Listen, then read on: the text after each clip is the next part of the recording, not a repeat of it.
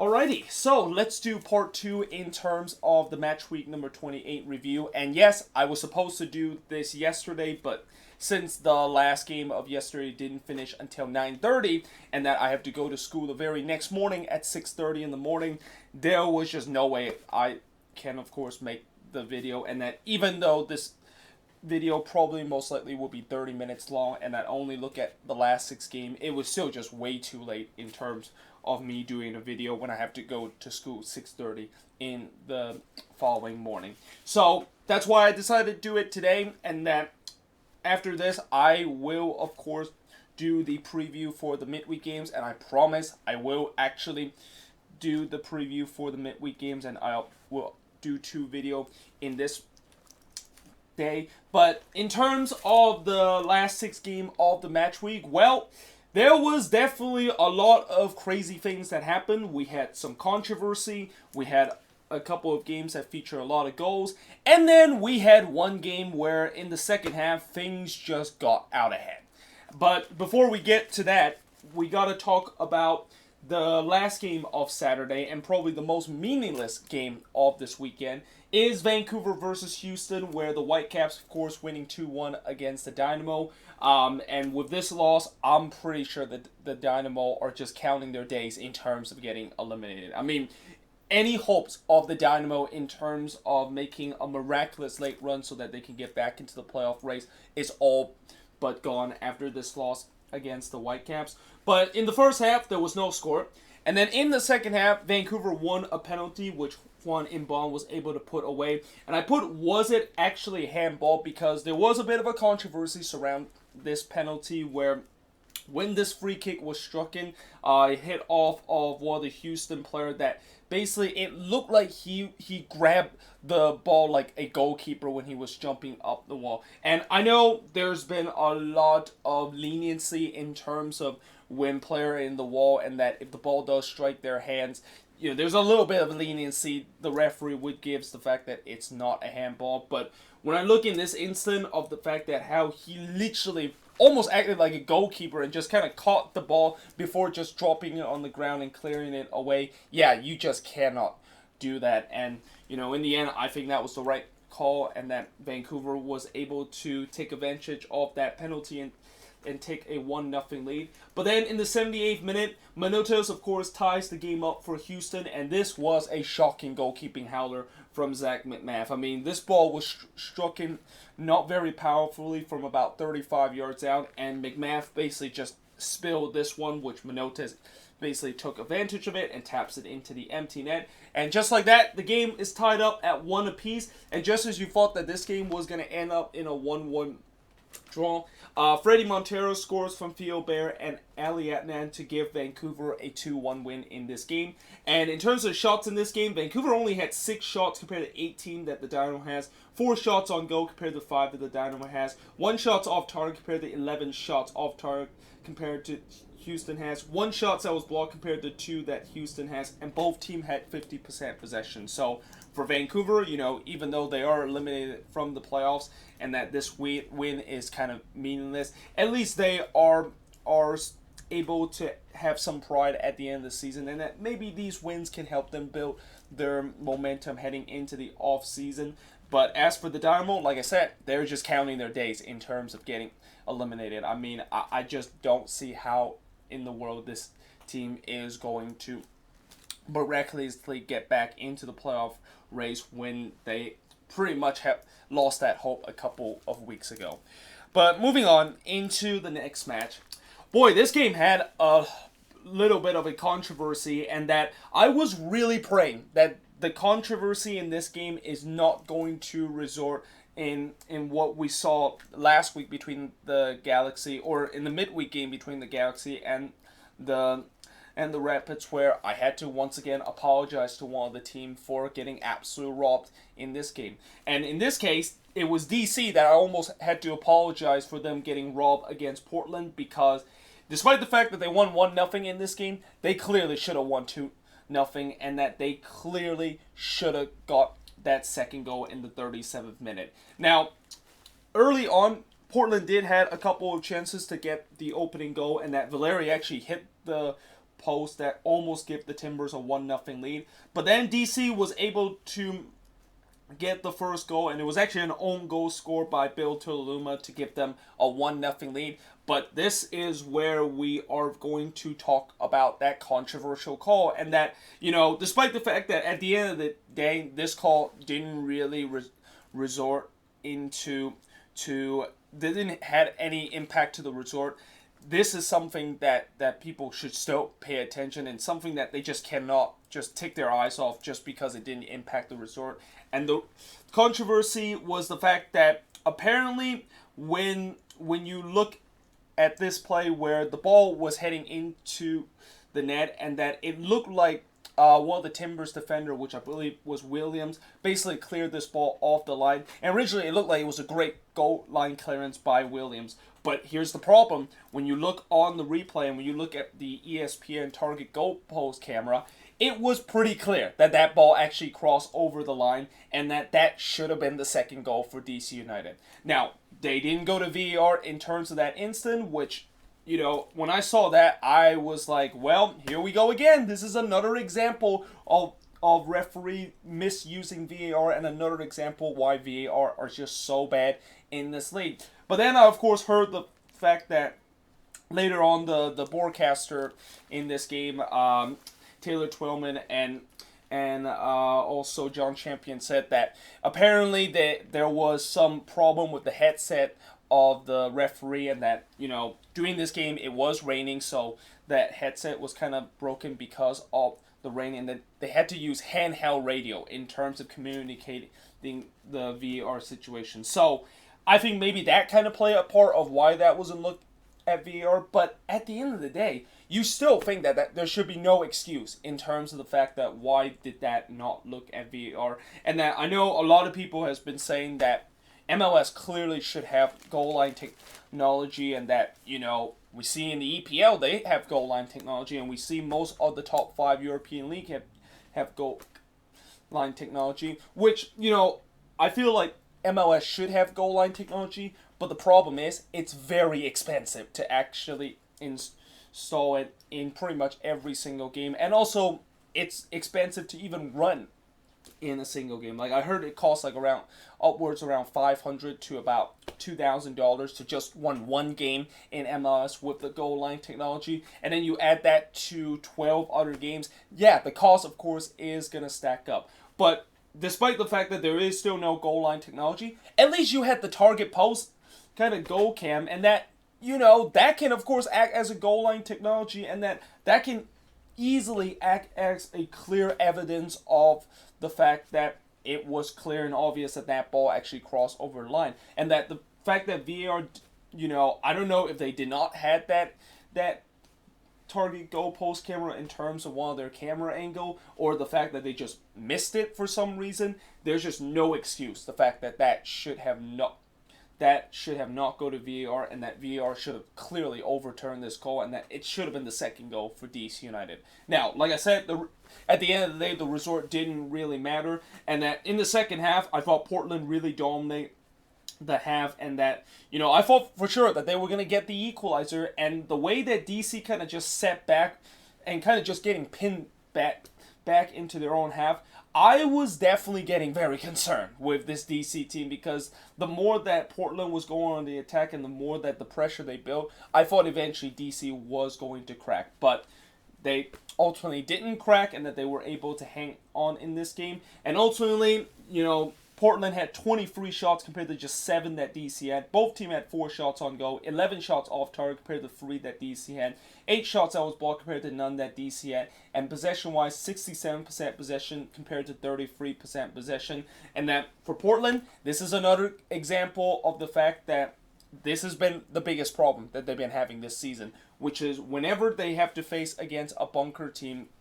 they cannot able to break them down. Now, granted, they didn't have a couple of their key attacker, and that I heard Brian Fernandez, which is their goal scorer, didn't play in this game because of a stomach flu, and that Sebastian Blanco was also not available in this game. So, they were missing a couple of key attackers, but still, I feel like they should still have enough going for on the attack, and especially anytime when you have Valeri, the guy that can, of course, pick apart a kind of bunker defense like what he has done for this team for the last couple of seasons, you would think that Portland should be at least able to get a draw or even get all 3 points in this game. And because they didn't get a draw or even get a point out of this game, this leaves Portland in a very sticky situation where they still find themselves 7th in the Western Conference, and that they have now lost 4 games at Providence Park this season. And that throughout this season, we've been talking about how the Timbers, this home stretch is where they're going to really make up some points, and that they're going to get themselves high up in the Western Conference, which still can happen considering the fact that how tight the Western Conference is. But still, it's definitely not what we expected. The fact that they haven't looked good whatsoever when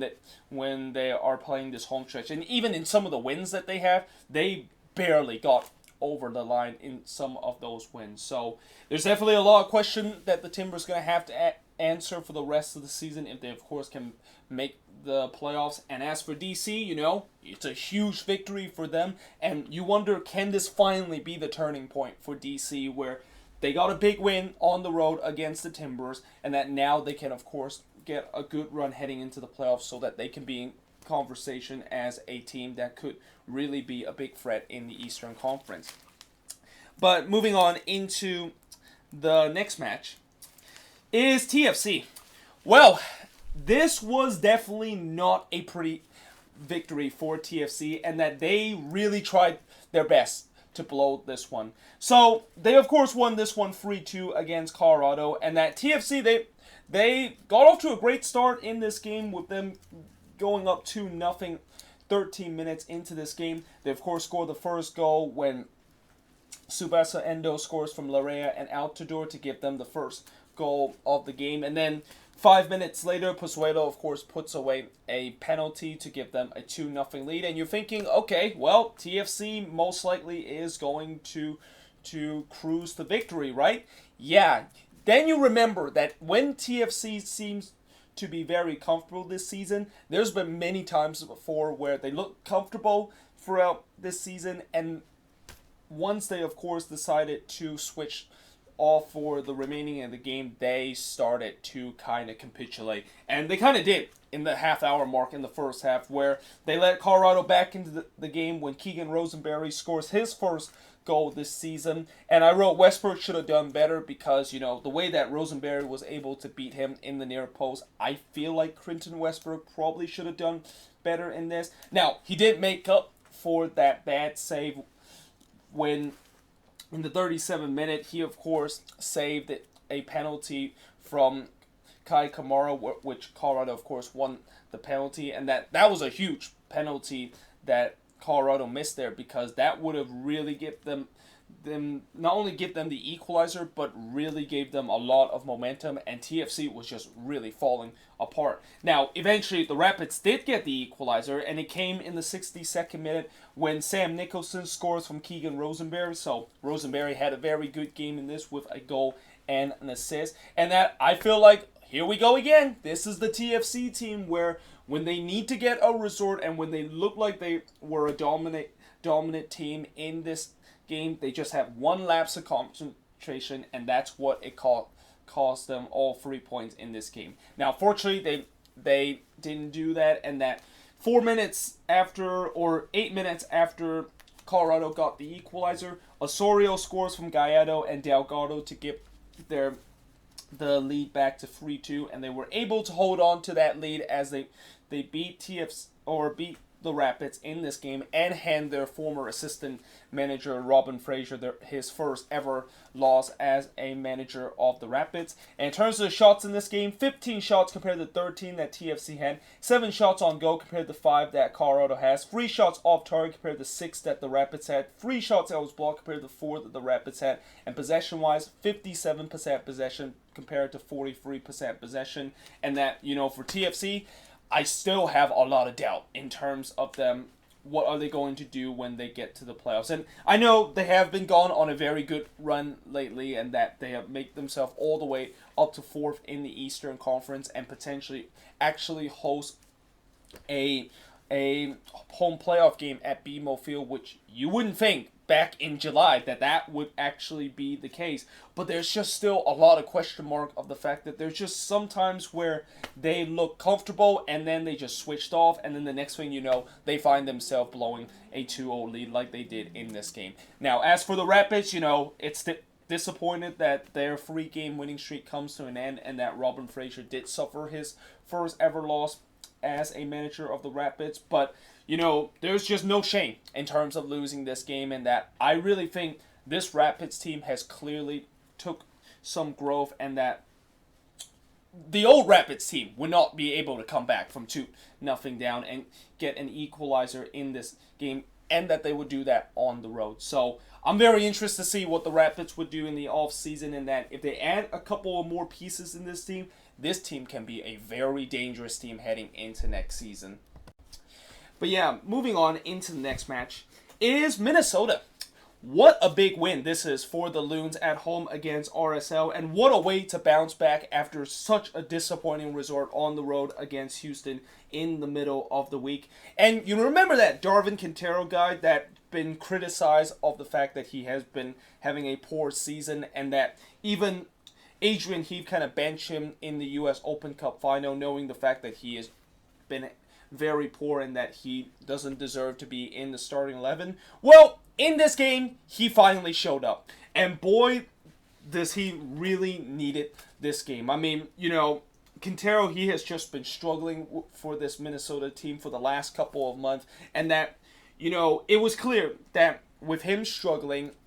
so much, and that with other player around this team struggling in terms of scoring goals, I was really concerned the fact that the Loons wasn't going to get able to find that spark on the attack that they kind of had in the middle part of the season. Well, in this game, they kind of rediscovered that, and like I said, Quintero, he had a massive game in this one. But before that, in the first half, 17 minutes into the game, it was actually RSL that took the early 1-0 lead, and it was actually Albert Rusnak that scores the first goal for RSL, and that was completely against the run of play, because up to that point, the Loons were absolutely dominating that game, and, I thought when Minnesota went down 1-0 at that point, this was going to look very, very sticky for the Loons, and it looks not very promising. But to the credit of Minnesota, they were able to respond very quickly, and there is that Quintero guy scoring from Kevin Molino to tie the game up at 1 apiece. Then in the second half, guess who it is? Again, it's Darwin Quintero scoring to give the go-ahead goal for Minnesota, and I could probably also put this could be a candidate of goal of the week, because did you see how he just took on a couple of defenders with ease and then able to lash that one in the left side of the post? I mean, that is just an absolute amazing goal, and kind of just remind me what Darwin Quintero can do to an opposition when he, of course, is up for a game, and that he was definitely clearly up for this one, and clearly wants to prove that, hey, I am, despite the fact I'm having a bad season, I'm going to prove the world that when it really matters, I am going to step up and I'm going to take matters to my own hand. Now, RSL did started to kind of come back into the game after they were down 2-1, and that it was kind of started looking a little bit hairy, the fact that, RSL might be able to find an equalizer and that Minnesota might blow this late. But fortunately, they, of course, closed the door in this game when Ethan Finley scores from Roman Metanir to give Minnesota a 3-1 win. And I believe this is the first time that Minnesota has actually scored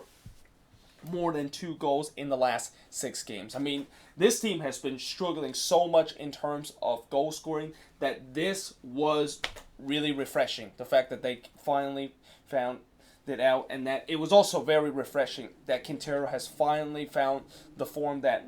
he kind of had when he was with this team in the first season when he joined them last year, and also in the beginning of the year. But in terms of the shots in this game, both teams had, or Minnesota had 18 shots compared to 13 that RSL had, 6 shots on goal compared to 5 that RSL had, 8 shots off target compared to 2 that RSL had. 4 shots out ball compared to 6 that RSL had. And possession-wise, 39% possession compared to 61% possession that RSL had. And with this win, Minnesota, of course, leapfrogged RSL to that 3rd spot. And, you know, Minnesota, I know that they are in a decent position in terms of making their first ever playoff appearance in their franchise history in MLS, and potentially actually host a home game at Allianz Field for the first time ever. But you got to also keep in mind, they still have some very daunting schedule coming up, and I think that daunting schedule starts next week when I think they play Seattle next week on the road, and that they also have to play the other Cascadia team, Portland, and the best team in the league, LAFC, at home. So things are not going to get easy for Minnesota, and that they can't just look at this win and say that, oh, yeah, we're going to definitely make the playoffs, and that we are definitely going to do some good thing heading into the playoffs, when you know that it's clear that their playoff path is still not completely paved, and that they need to keep their focus, and that they, of course, need to keep on grinding these results. And as for RSL, I think this was just a case where fatigue kind of really caught up to this team. I mean, you kind of seen how this team really was very fatigued at this game, and that maybe the reason why they were kind of fatigued in this game was, you know, that game against the Quakes really took a lot of energy out of them in that one. And although they were playing at home in that game, and that they did have to travel on a short week break, you know, it was clear that fatigue kind of got caught up to this team. And there's no doubt that I think this team will bounce back, and that this resort will not be a resort where you say that RSL could potentially capitulate down the stretch. Now, moving on into the next match is the Sounders with an impressive 4-2 win against the Red Bulls. Well, so I think in terms of the biggest beneficial this week in terms of the playoff race, I would say it would be Minnesota and Seattle, and later on I would talk about the Galaxy being another beneficial in terms of the teams that won and able to gain some spot in the playoffs. And that the Sounders with this 4-2 win are now back in 2nd place against the Red Bulls, and that they got off to a great start when Jordan Morris scored in the 2nd minutes to give them a 1-0 lead. Dan Ladero doubled that lead from Morris and Rodon to make it 2-0 in favor of Seattle, and it looked like this game was going to get out of hand because the Red Bulls look absolutely awful in this game. But then, in the 27th minute, out of nowhere, the Red Bulls got one back. And it was Aaron Long, who hasn't scored a lot this season, or I don't even think he actually scored a goal this season. But he scored a goal here from Morello and BWP, and all of a sudden, it's a 2-1 lead for Seattle. Now, in the second half, I definitely cannot not talk about this game without mentioning the fact that in the second half, the Emerald City supporter, which is the main supporter group for the Seattle Sounder, actually decided that they were going to walk out. And I'm not quite sure, was it actually a planned walkout that they were going to do in the beginning of the second half? And especially, I think the reason why they walked out is because one of their capital leader actually got ejected from this game because he was displaying that controversial Iron Front flag, which has, you know, it's been a topic in MLS for these last couple of weeks, ever since MLS have made this new rule where you cannot have any political kind of signage in stadium. And by the way, in a couple of weeks, some of these supporter group like ECS and the Timber Army is actually going to be meeting with the league and kind of discuss in terms of this issue. And I'm just hoping that at the end of the discussion, I hope that both sides will come in to agreed a deal where, you know, I understand that you're trying to not have politics in games and you don't want to see like these political image during game, but there's got to be some exception in terms of that, and I hope both parties will reach an agreement and that, you know, we don't want to kind of see this kind of incident happen, because, you know, ever since this policy have been put place, it's been just, we have seen a lot of anger around the MLS fan base, and that some fans are not happy with the way that this, of course is now enforced in terms of in terms of their rules in the stadium. And heck, Minnesota, in that game against RSL, and going back to this game, in the 33rd minute, somebody actually decided to display an iron front flag at the Wonderwall, and that one of the guy was actually wearing the free arrow down symbol in his shirt. And I was kind of surprised the fact that nobody ejected any of the supporters from the Wonderwall there, because, you know, Minnesota, I heard a couple of days ago, says that they are going to ban any kind of political image or the iron front flag at Allianz Field, and yet somehow it's still, despite that probation, it still somehow ends up into the ground. And it's also a good example of the fact that just because you try to enforce a rule on the supporters will always have a power and always have a loophole in terms of trying to destroy that rule. And that if they don't like a rule and they think that it's a rule that is totally unnecessary and very controversial, then they will do whatever they want, and that they will, of course, do like walk out and protest in terms of that situation. And it's sad that we're seeing this kind of happening, and that I feel like the league's got to do something in terms of this rule, which I think they're going to probably do something when they, of course, have this meeting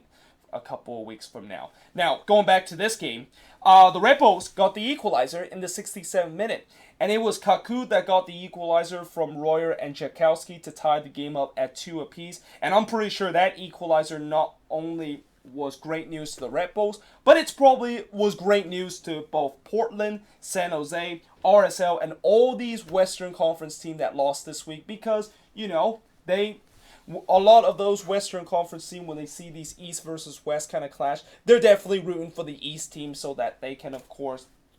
not lose a lot of ground on these Western Conference team that is having these East versus West kind of clash. But unfortunately for the Red Bulls, despite the fact that they got this game back to a dead heat at 2 apiece, they blew it late in this game. And that in the 83rd minute, Sean Davis unfortunately scored an own goal to give Seattle the lead back, and that Ladero in the 94th minute basically just call it a game when he scored from Rodon and Abdul Salam to give them a 4-2 lead. And yeah, that was the final score of this game. And in terms of the shots in this game, 15 shots compared to 10 that the Red Bulls had. Both teams had 6 shots on goal, 7 shots off target compared to the 4 that the Red Bulls had, 2 shots that was blocked compared to the none that the Red Bulls had. And possession-wise, 54% possession compared to 46% possession. And that Seattle, obviously a big win for them, and that they are now all the way up in second in the Western Conference. I mean, I still do have some concern with the fact that the Sounders' defense, you know, in this game, they weren't that spectacular, and that it seemed like their attack has really bailed out their defense that has kind of looked a little bit iffy throughout these last couple of weeks. But my main concern in terms of defense have to go to the Red Bulls. Boy, their defense in these last couple of games has just been hot garbage. And that the Red Bulls, they got to be careful, because they're now in 6th in the Eastern Conference, and they're only 4 points up above the red line right now. And that if they continue this kind of bad run heading into the playoffs, you know, there could definitely be a possibility that the Red Bulls could miss the playoffs. And for a team that's been above the red line for most of this season, you wouldn't think that this team at the very last part of the season would just capitulate and actually miss the playoffs. But yeah, moving on into the final game of this week is the Western Conference version of a 6-pointer. And like the 6-pointer in the Eastern Conference version, there was a lot of goals that feature in the Western Conference version of a 6-pointer. But unlike in that Eastern Conference 6-pointer between the Revs and Orlando City, where the game ends in a free draw, this game got out of hand. And it got out of hand in the second half. But in the first half, you know, I thought this was relatively kind of a competitive game, and that, you know, if you didn't watch the second half, and that at the end of the game you see this kind of score, I'm pretty sure you're basically grabbing your glasses and make sure you double check that there was no error in terms of the final score of this game. And what's even more crazy about this game is that SKC actually took the lead in this game early on. And then in the 24th minute, they took the lead from Gutierrez and Gerso to give them a 1-0 lead up to that point. And that up until that point, you would think that, okay, look like SKC is going to do it and that they're going to get a big win on the road against the Galaxy and that they are going to keep pace in terms of hoping to get themselves into the playoffs. And then it basically kind of start to fall apart. 8 minutes later, Zlatan scores a penalty, or actually, he didn't score this penalty. This penalty was actually originally missed by him, and it was a great save from Tim Melia, but Zlatan, of course, was able to put away on the rebound to tie the game up at 1 apiece. And then heading into the second half, it's all to play for in this game, and you would think that it should be a competitive game, right? No. In the 48th minute, Corona scores his first ever goal for the Galaxy from Pavone and Felcher to give the Galaxy a 2-1 lead up to that point. 40 minutes later, Zlatan scores his second goal of the game from Felcher and Leggett. Then in the 69th minute, Antuna make it 4-1 in 4-1 in favor of the Galaxy up in that point. And this is when the floodgates open, and this is when the game just spun out of control. Leggett scores from Romney and Corona to make it 5-1 up to that point. Then it was 6-1 2 minutes later when Leggett again scoring from Antuna to tie the game, or to give the Galaxy a 6-1 lead up to that point. And then Zlatan completes his hat trick from Efren Alvarez to make it 7-1 in favor of the Galaxy. And that in a span of 28 minutes, we went from the game tie at 1 apiece to now being a 7-1 game in favor of the Galaxy. Like, I swear, if you would have actually just took a walk out the streak for about 25 minutes and that you forgot the second half still exists, you would definitely be absolutely shocked when you come back from your walk and saw the scoreline at 7-1. Now, the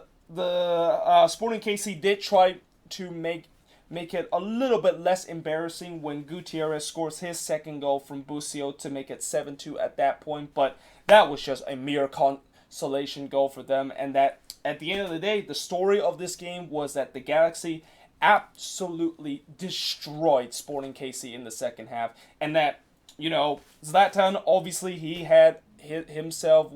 one of the best game of the season by scoring a hat trick, and that, Sporting KC, I just don't know what to say about that second half performance. Like, the fact that they got absolutely destroyed and just kind of flat out quit in the second half is just absolutely shocking. And to see this happen to a Peter Vermees team where they just flat out quit, I just could not believe my eyes whatsoever. And I can't imagine what Peter Vermees said to his team at the end of the whistle. Like, he must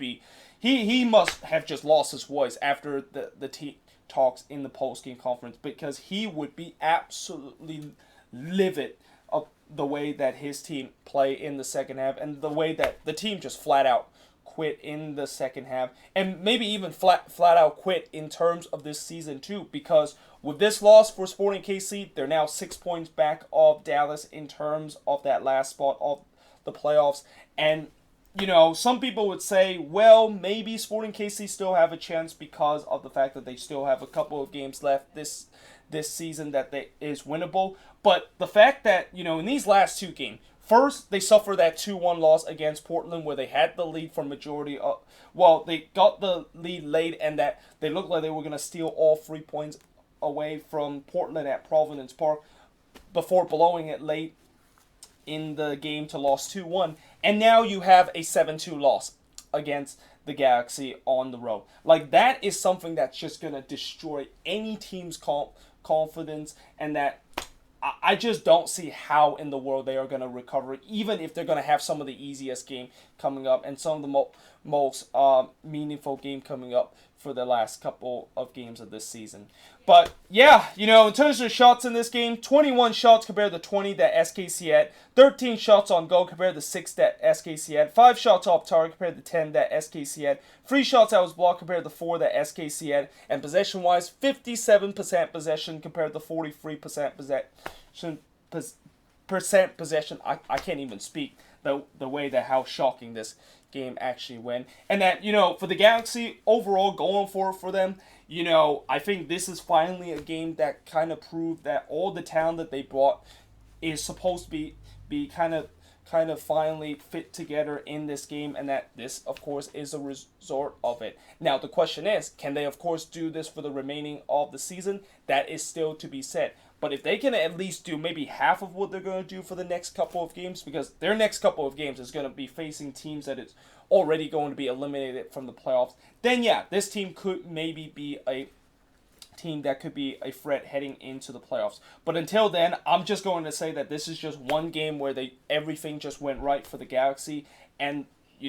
we'll see if that, of course, would continue heading into these next couple of games. But either way, guys, hope you guys enjoy this video. If you do, make sure you guys leave a like, smash that subscribe button, and yeah, I, of course, will see you guys next time with another MLS Match Week review, and I will be doing the preview for the midweek games coming up.